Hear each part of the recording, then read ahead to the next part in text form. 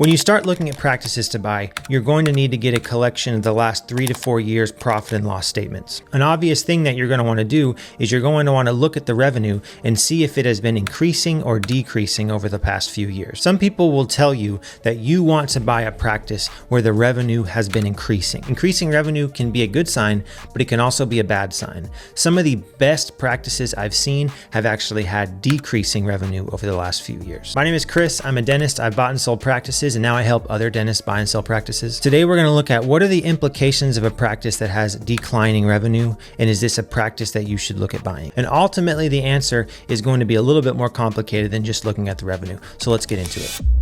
When you buy a practice, you're spending money up front so that you can have patients up front and have an income right away. The only thing that matters when you buy a dental practice is what is the future revenue of this practice going to look like if I buy it. Nothing else matters. How much money am I going to be able to make if I buy this practice? Because if I'm not going to be making money, why would I spend my money on buying this practice? So I recently had 2 different practices I was looking at with clients, and they were so far on the spectrum, so different. And I'm going to go through and compare them and show you what kind of insights we found looking at these practices. The first practice was a practice that was growing. At least on the profit and loss statement, it looked like this practice was growing. Over the last 3 to 4 years, this practice had more than doubled in size. It looked like in the past, this practice had done like 500,000, is now doing like well over $1 million. The practice broker had actually been selling this as a benefit. He was saying, look how fast this practice is growing. It's in a great area of town. It's growing so fast. This is exactly the type of practice you want to buy.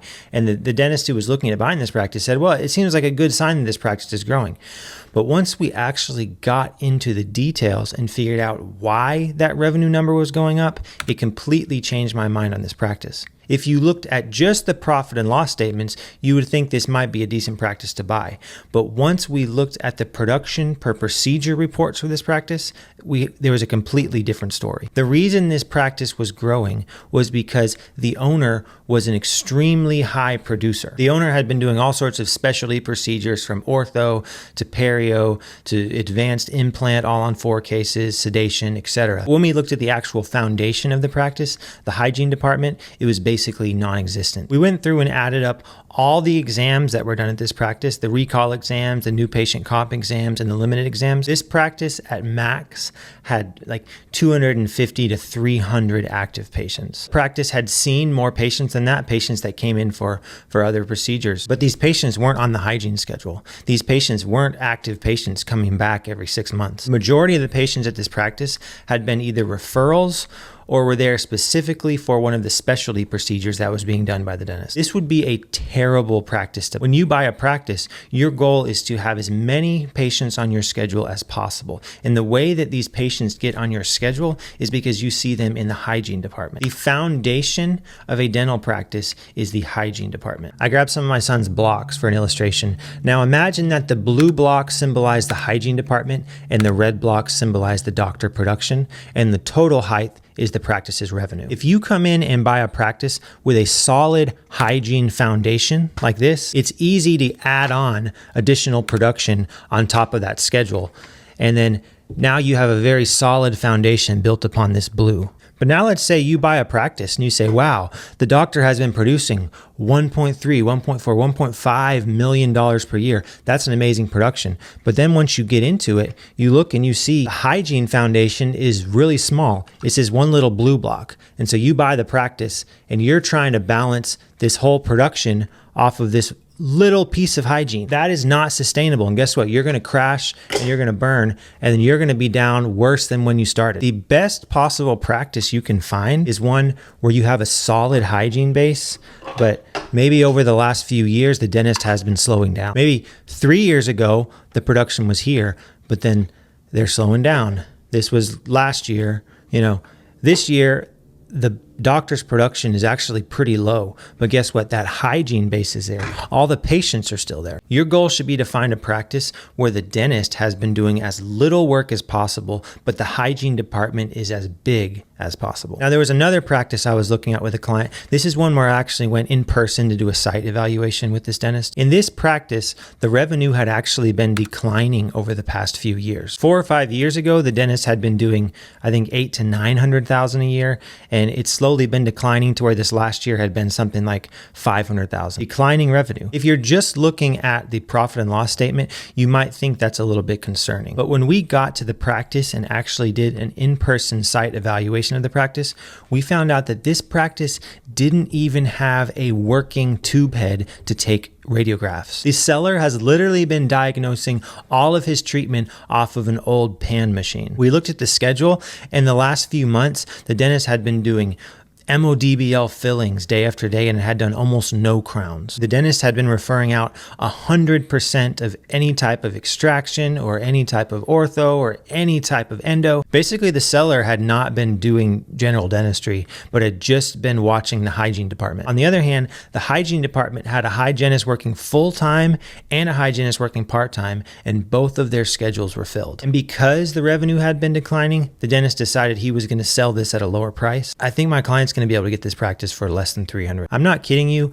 I would not be surprised if he walks in and triples the production of this practice within the first 2 or 3 years. There is so much untapped potential at a practice like this where the dentist had been slowing down, but the hygiene department still had patients. He's going to walk in day one with a full hygiene schedule and find so much treatment. There's going to be patients coming back for both their recall exams, but also for limited exams, because these large MODBL amalgams that the previous dentist had been doing, they're going to be breaking off, and this dentist is going to be able to put crowns on those. Not only that, but all of those procedures that were being referred out, the extractions, that can all be done in-house. Some of the simple ortho cases, the dentist can do Invisalign. There's so much potential to add on to this practice. So the question was, would I buy a practice with a declining year-over-year revenue? And the answer is absolutely I would, but you're going to need to look at more information. If the hygiene schedule is booked solid, but the production schedule had been slowing down, very good sign. Now, on the other hand,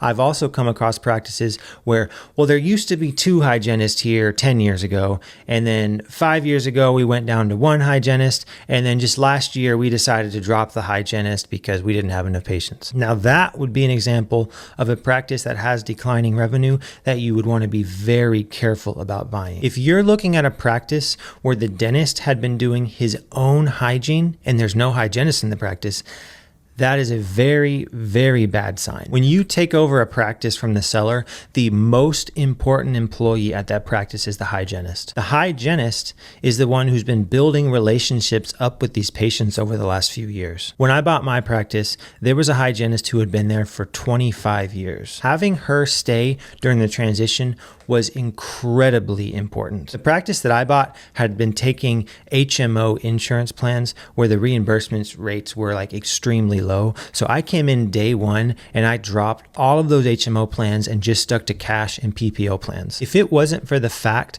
that those patients already had established relationships with that hygienist at the practice, there's absolutely no way they would have stayed. They would have gone and they would have found another dentist that took their insurance. But because those patients wanted to come back and see the hygienist that they've been seeing for the last 10 to 15 years, many of those patients were willing to either pay full price in cash or they went and they signed up for a higher reimbursement insurance plan. You want to do everything you can to make sure that the hygienist at the practice you take over is happy. Right off the bat, if she is making less than market rates, I would give her a raise the first day you come in. Now, if she's already being paid above the average market rate for your area, I wouldn't necessarily do that, but try to find some other way to make sure that you're on her side. One of the first things I would do if I was buying a practice today is I would come in and I would focus on patient retention. When you buy a practice, you just paid a lot of money to have access to these patients, and you want to do everything to make sure that they're scheduled to come back for their next appointment. If you buy the right practice, you shouldn't have to spend any money on marketing, at least for the first few years, because when you bought the practice, that was your money spent on marketing. You now want to make sure